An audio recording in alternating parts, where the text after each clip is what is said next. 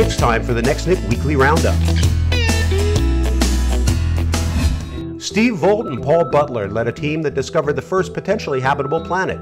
Gliese 581G is in the Goldilocks zone, not too hot and not too cold, and can support water, meaning space aliens. Complete the dang fence. The only downside? 20 light years from Earth. Amtrak unveiled this week their vision for high-speed rail. The travel time between, say, DC to New York could be reduced from 162 minutes to 96 minutes. When would it be completed? As early as 2015 for part of it, with a completion date of 2040. How much would it cost? $117 billion.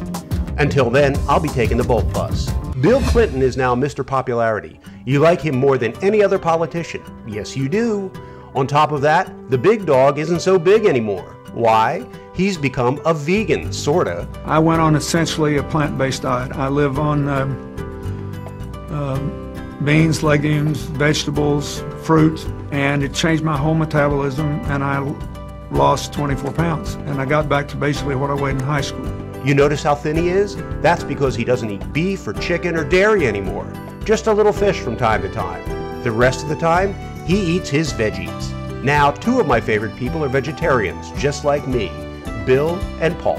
Mammograms? Back to 40 years old after all. Why can't they make up their minds? A new Gallup poll. 57% of Americans distrust the news media. That's a record. I wonder why. How about some census bits? The income gap between America's richest and poorest expanded in 2009. Yes, let's keep those tax breaks for the wealthy. That's a good idea. In the past decade, there have been a record level of births among minorities. The U.S. is moving closer to a time when no race will have a majority. Because of the economy, more friends and families are moving back in together. Also, there's a lot more cohabitation going on with the opposite sex, 13% more. The U.S. found a direct link between job status and marriage. No money, no marriage. And that's a Next Nick Weekly Roundup.